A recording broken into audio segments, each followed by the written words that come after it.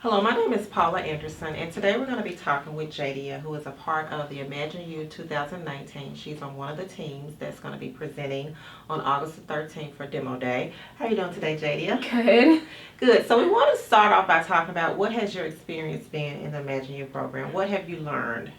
That's a very good question. So, what I've learned the most from the ImagineU program is like working with people and that everyone has a different personality and like no two people are the exact same.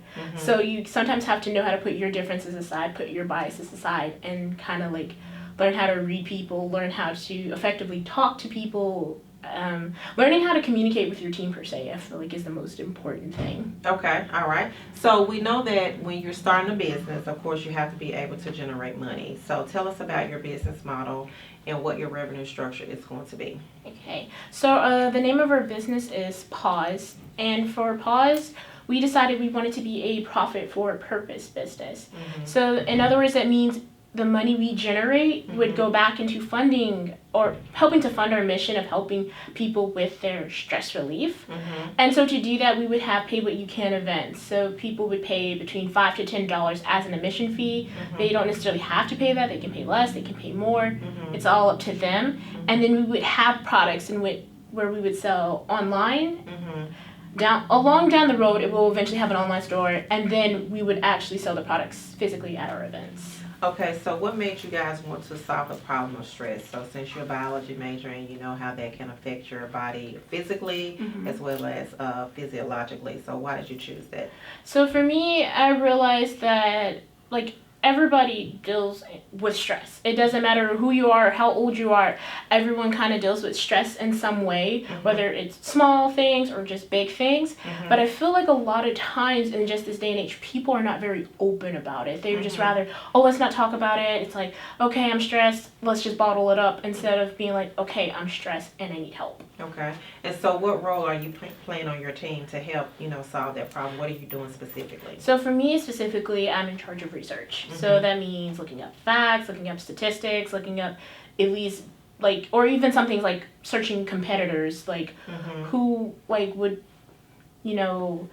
offer kind of somewhat the same things or similar things to what we have, and then using that to figure out, okay, what can we do to make sure that we stand out among others. Okay, and so the product that you have is a stress ball. So tell us about that. What's a part of it, and how long does it take to make, and how do you envision that when you're actually trying to engage customers? Okay, so for our stress balls, it's really simple. So we usually use balloons, and then inside the balloons we'll have like flour and essential oils. And eventually, we've begun to pivot a little bit with the stress balls. So eventually down the road, they'll be covered in cloth to make them more appealing, more nicer to the consumer. And so the time it takes to make a stress ball is usually about 7 minutes. It doesn't take that long to make a stress ball. But we do realize that through customer discovery, making stress balls is more like a sit-down activity. Okay. Where people have the flour, essential oils, all those things set up, and then people kind of make the stress balls themselves. Okay. Per se, and not necessarily an activity where you're just walking around. It's like... Okay. So how much would you potentially like to sell the stress balls for? So we've talked about this as a team, and we said we would sell the stress balls for $4. Okay. Okay. That's not a bad price. Okay. So let's talk about collaboration. All right. So you're working on a team with individuals that are from different colleges and universities. And so how has that process been, being able to bond as a team? Okay, that's also a very good question. I feel like because everyone comes from different colleges, our experiences are kind of shaped a little differently per se. Okay. But I feel like at the end of the day, that doesn't necessarily matter as far as team dynamics go, just because it's like, okay, we all go to college, we all do different things. But I feel like once you remove those barriers and begin to see somebody beyond being a college student and actually begin to like figure out their personalities, what they like and dislike, what do they offer to the team, then I think that's where you begin to go from there. So what is your personality style on the team? So I'm actually one of the introverts on the team. So me, I'm more of like a thinker. Like I like to think things through. So I'm just not really a big risk taker. I'm just like, oh, let's go do it. It's like, no, let's sit and actually think and talk it through and see like how could we go about this. Okay, so are there times when you're working with one of the extroverts and so they're like ready to go forward? And so how do you guys kind of have a middle ground when you want to say, let's think about it, and then they want to say, let's go?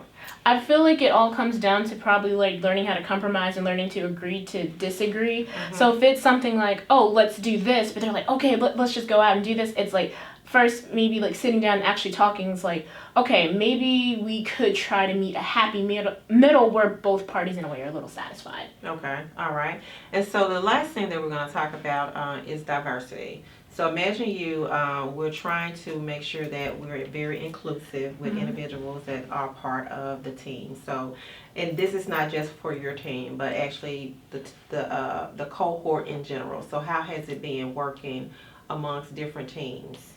And how, have they helped you guys in your efforts, and have you helped them in their efforts?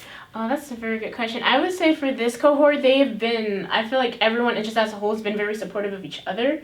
Especially like as of now with the pitch decks and everything, everyone's been encouraging each other, kind of just hyping everyone up, saying, no, you'll do well, you guys are doing great. And it's like, they'll give you feedback, and then just like, I don't know, it's just like when you come there and with all the cohorts there, it's just like, you just feel so much better. Like you feel more confident that like you can do anything. You're going to be successful. Yes. Okay.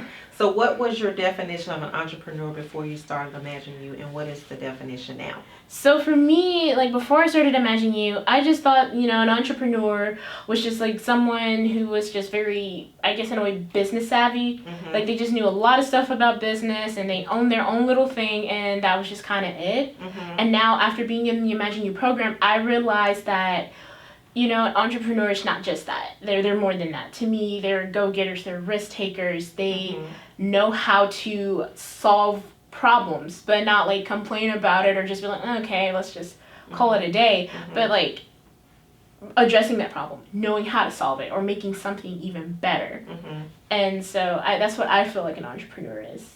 So what do you think, and we'll be wrapping up here, so what do you think have been your growth opportunities? So what did you not have before you came to ImagineU that you feel like you have now? Oh, I got so many great questions. Thank you. So many great questions.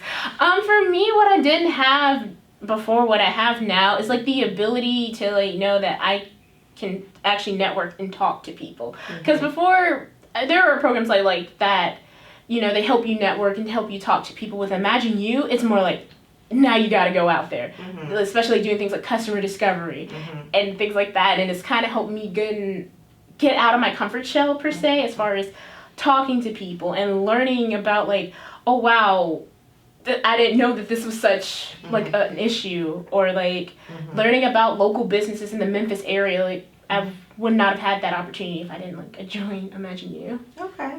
Well, thank you so much for joining me. You're welcome. We look forward to Demo Day on August the 13th.